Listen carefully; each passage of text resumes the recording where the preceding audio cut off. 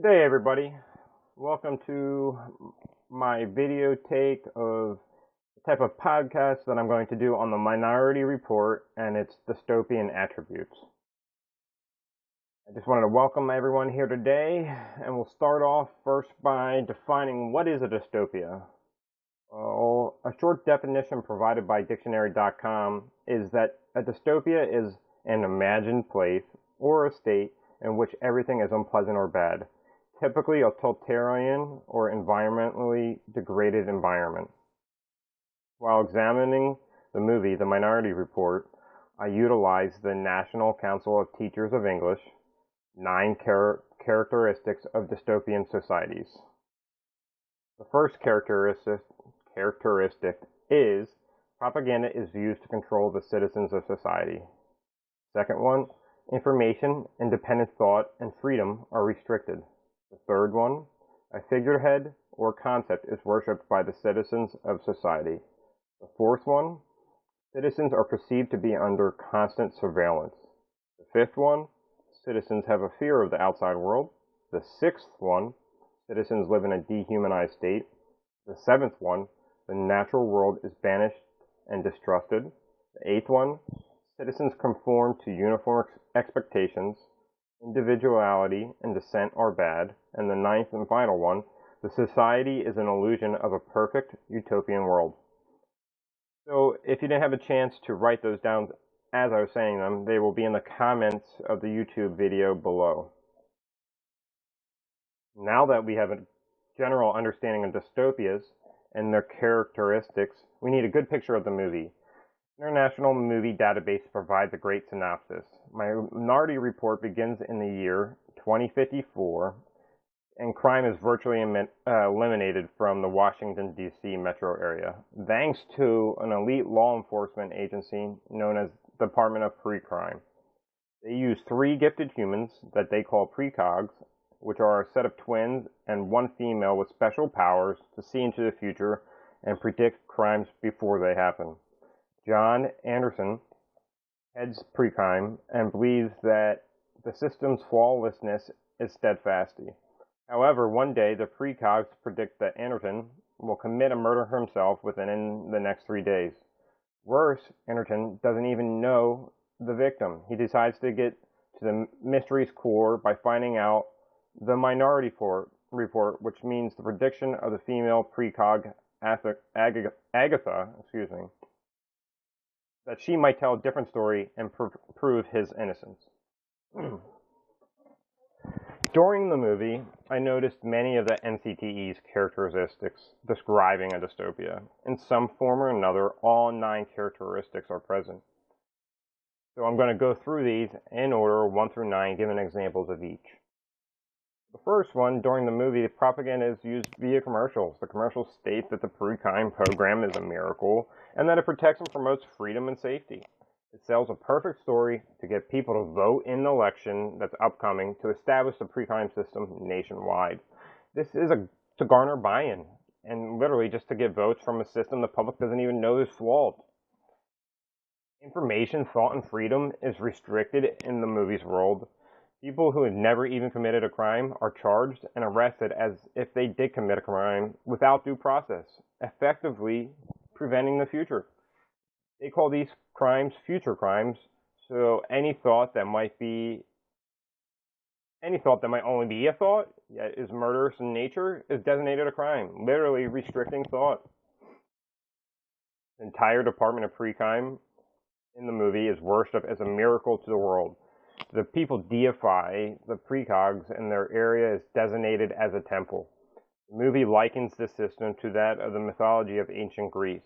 But the precogs are the oracle, while the cops are the priests. And the priests are the ones that always are with the power, even though they aren't the ones with the gift of the foresight.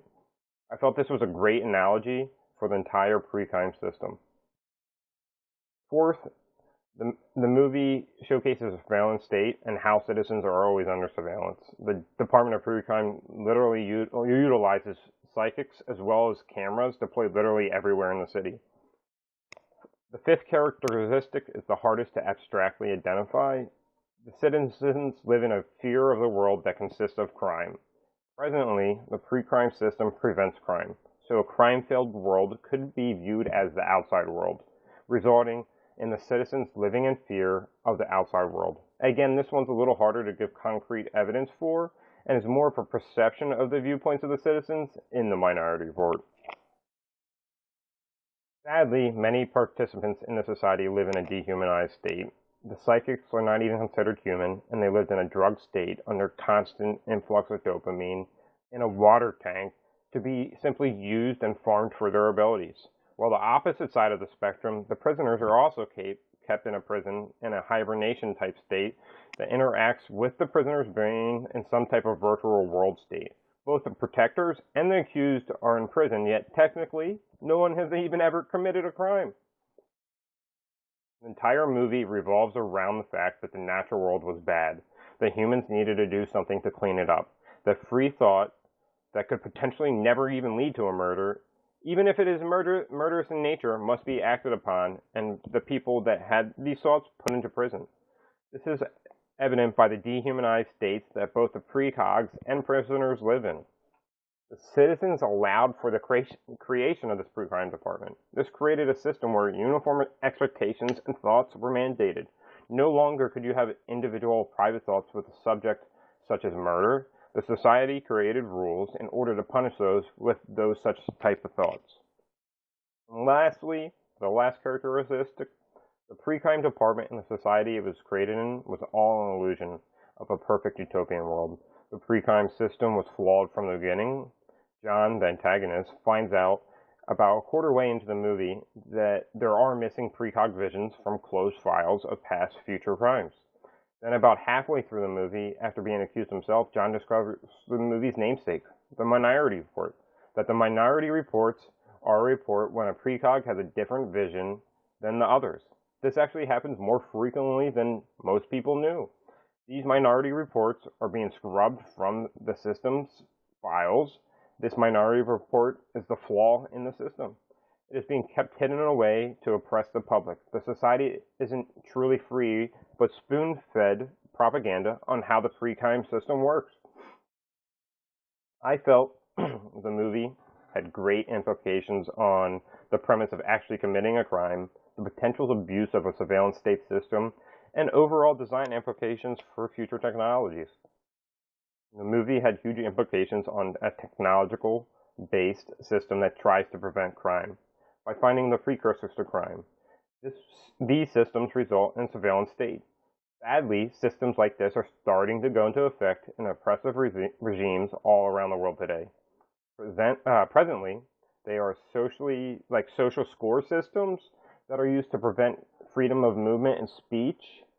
Humans must prevent this misuse of technology and promote the opposite. I'm not going to point out any states that actually do this right now. If you read the news, you can pick them out yourselves. But this is going to be a public recording, and I don't want to be targeted. Technology should be used to liberate and advance the race, not restrict it. Again, humans must prevent the misuse of technology and promote the opposite. We must recognize that these systems have flaws, and most of these flaws tend to be caused by humans. Whether an algorithm is accidentally or purposely biased, we must think about these issues while creating systems we use every day. We should design better systems to accommodate us being human. Human beings are not perfect, so if we design around that, we can design better systems. Overall, I felt the Minority Report, starring Tom Cruise, was an entertaining and thought-provoking film. It was a great example of how technology built around the premise of righteousness and on the side of good can actually be a bad thing and bring out the worst humanity has to offer. They knew the system was flawed, but still used it to oppress and control the populace. The movie hit all the characteristics to be described as dystopia. Fortunately for the movie society, the system collapsed before it could go into effect outside the DC metro area. On a final note, I would like to thank Dictionary.com, the NCTE, and IMDb.com for providing the definition, characteristics, and synopsis for this analyzation. I hope you enjoyed my analyzation of the movie Minority Report.